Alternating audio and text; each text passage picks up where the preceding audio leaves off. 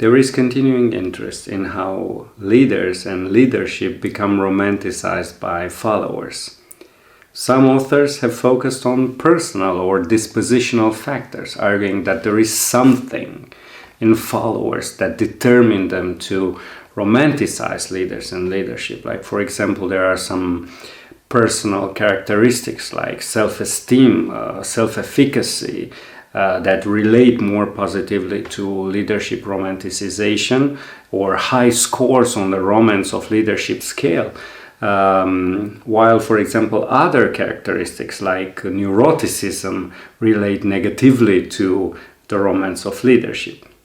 Several other authors have focused on contextual or situational factors that lead to leader romanticization.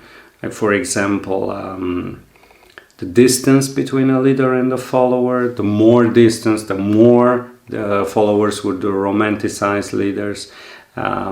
Situations of crisis. If there is a situation of crisis, followers tend to attribute more charisma, to romanticize leaders more, or the overwhelming presence of media.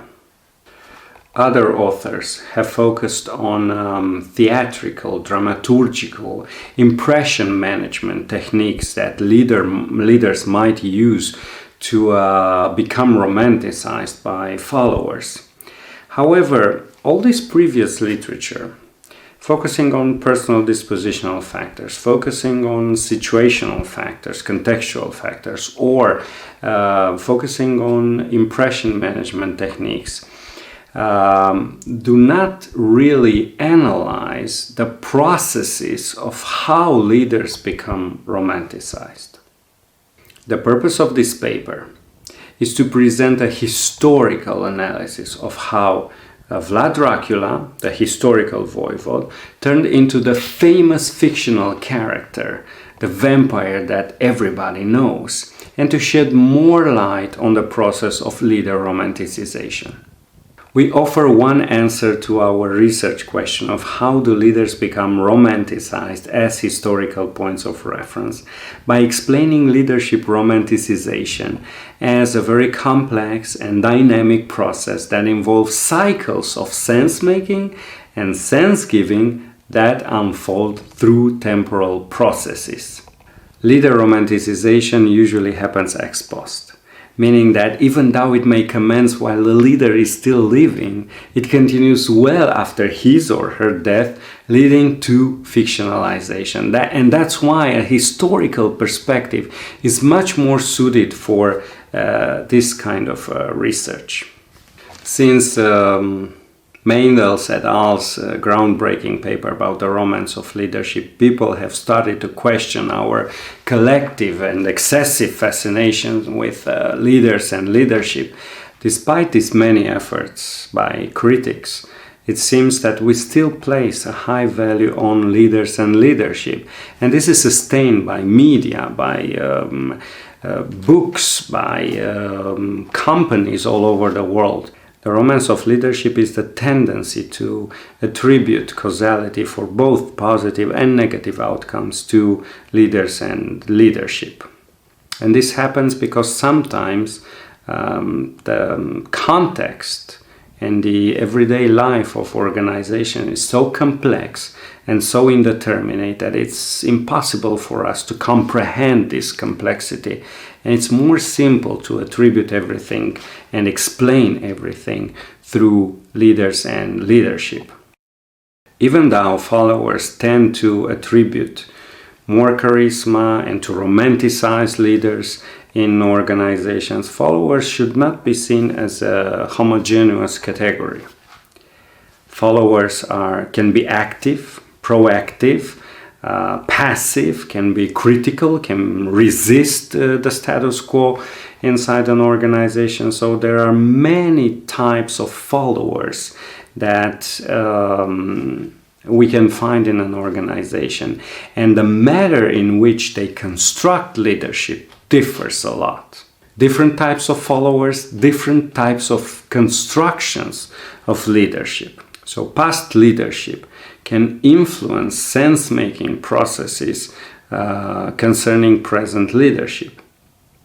Followers, for example, have some mental cognitive schemas about what leadership entails, and they always make comparisons, discuss with each other, try to influence each other.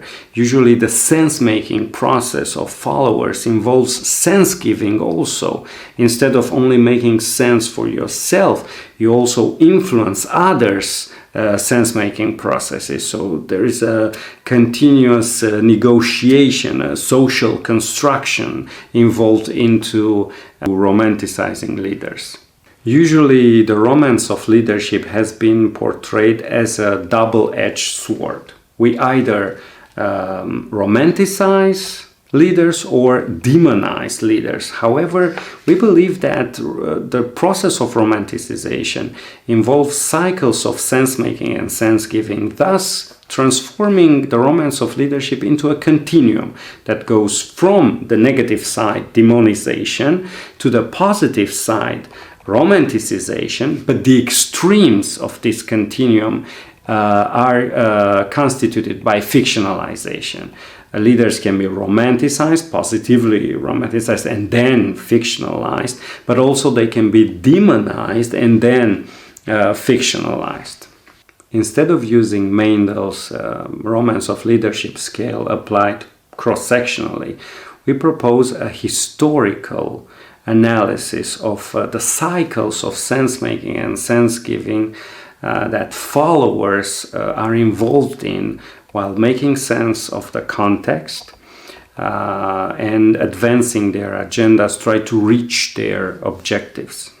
Using a historical approach in the process of romanticizing leaders, we actually highlight the influence of the past in shaping the present and influencing the future.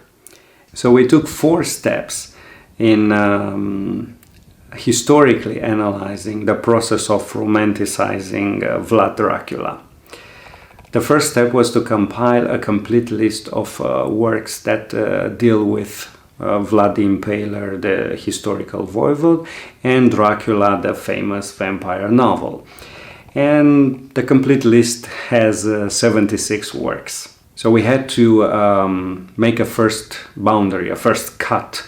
And we have chosen only the works written by Romanian authors, not because foreign authors are not capable of having excellent analysis of both the historical character and treatments of the famous vampire, but because we wanted to maintain a local flavor and cultural synchronicity to this very Romanian iconographic theme. The second step was to categorize these works into history books, historical novels, and fictional work.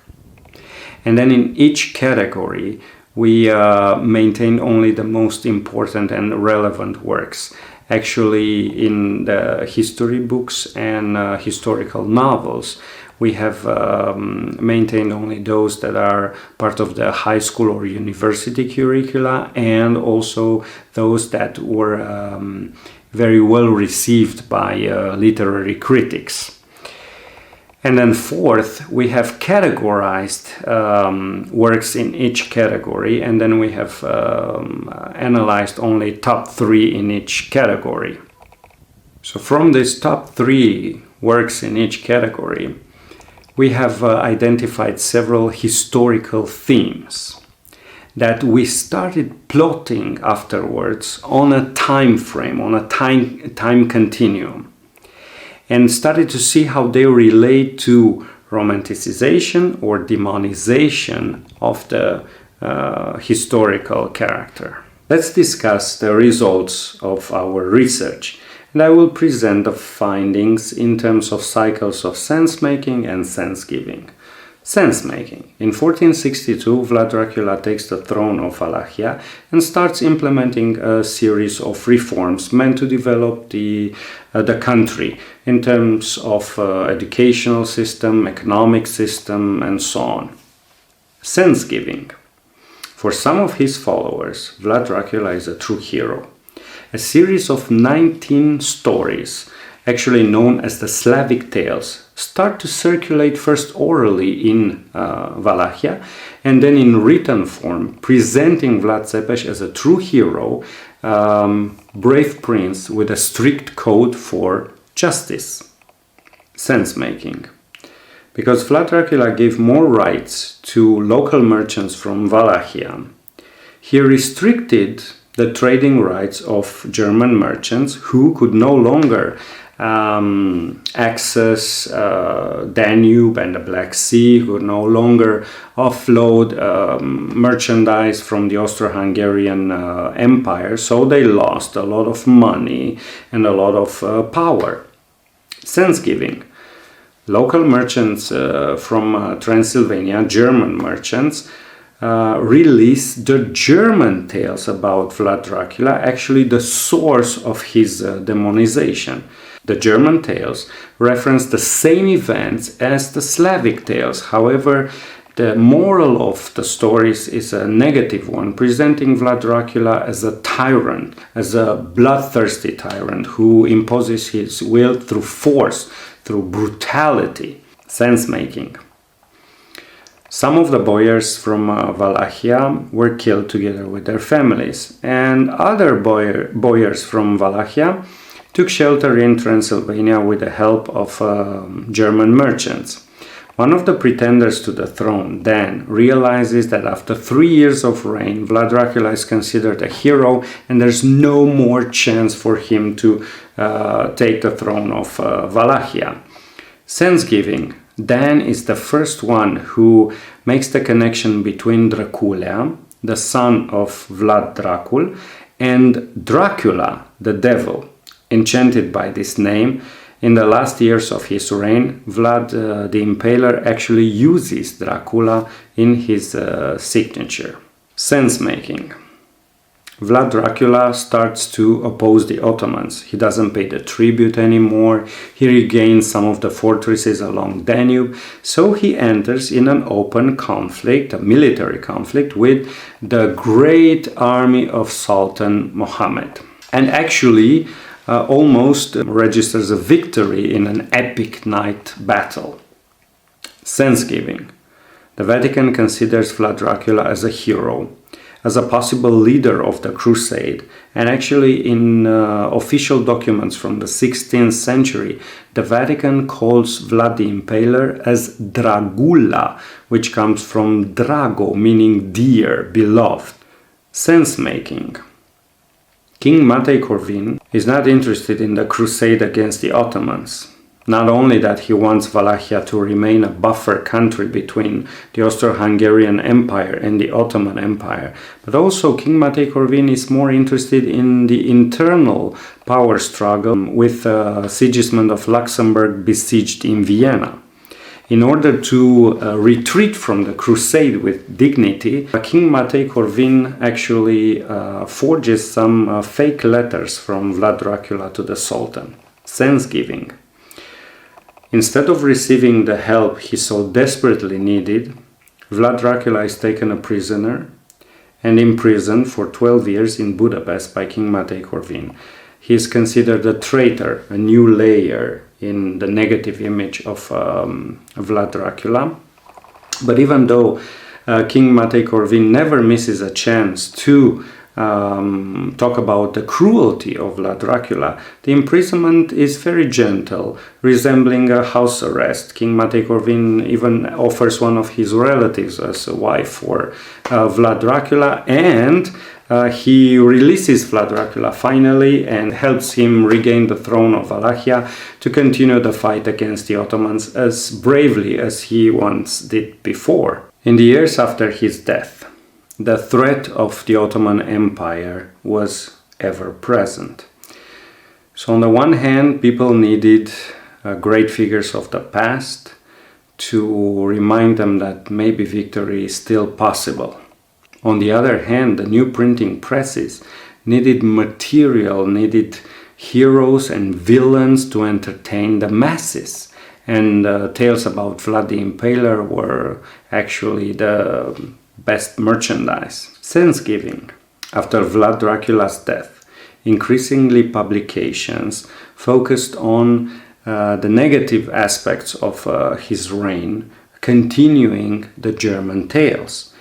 So there were a lot of poems, a lot of novels published about Vlad Dracula and how cruel and merciless and bloodthirsty he was. There were also religious icons portraying Vlad Dracula as Jesus' adversary, wooden engravings portraying Vlad Dracula having lunch amidst a field of impaled people, and also paintings portraying Vlad Dracula as an Ottoman soldier, reminiscence of his so-called betrayal. Sense-making. In the 19th century, Romania was formed through the unification of Wallachia and Moldova.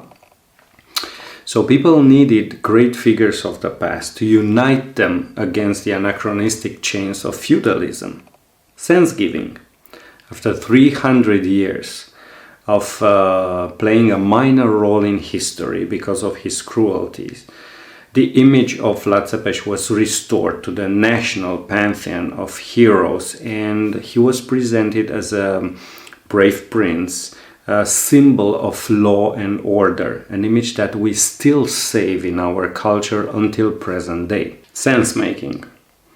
In 1897, Bram Stoker publishes the famous novel Dracula, which unifies a lot of vampire motifs circulating in Europe around that time, and presenting Eastern Europe as barbaric, retrograde, uncultivated, while England is the home of Enlightenment and Victorian notions of modernism. Sense-giving.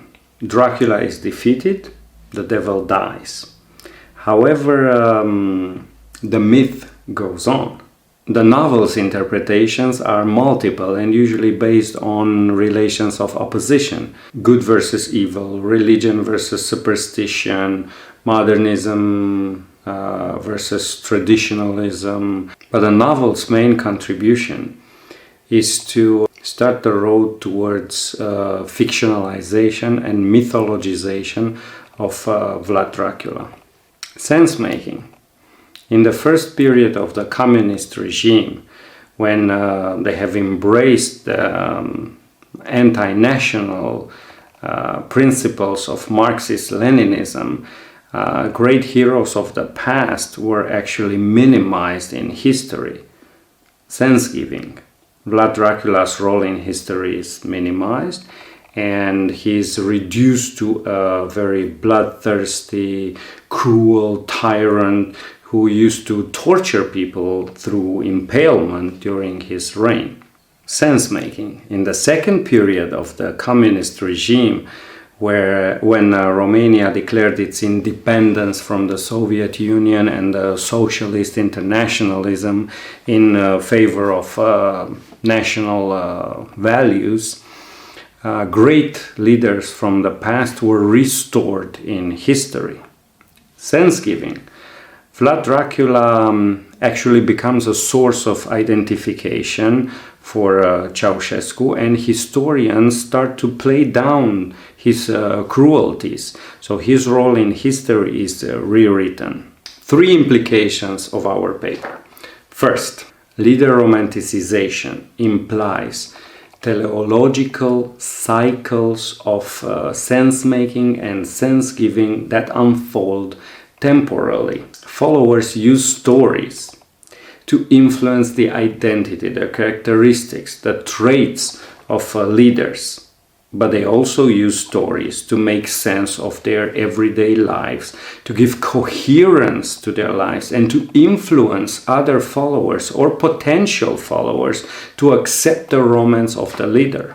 We believe that a historical analysis is much more suited to analyze leader romanticization, because a leader romanticization is much more dynamic and fluctuating than presented before. As Vlad Dracula's case clearly illustrates, leaders go through stages of romanticization, demonization, even fictionalization, and they can be simultaneously both demonized and romanticized by different groups of followers. So a historical analysis that involves a wider array of follower categories and their actions and sense making in time is much more suited for capturing the romance of leadership. And third, while romanticization usually starts during the lifetime of the leader, it doesn't stop there. It continues well after the leader's death, leading a lot of times to fictionalization and mythologization. In conclusion, who is Vlad Dracula as a leader? Vlad Dracula is as much a producer of events as he is the product of events and of followers' sense-making and sense-giving in relation to those events. Leader romanticization implies different levels of fact and fiction, or leader romanticization sometimes serves followers' interests and agendas. And this is so complex that it's very difficult to capture through applying a scale, the romance of leadership scale, or conducting some experiment. You need more complex methods like historical analysis to untangle the complexity of leader romanticization.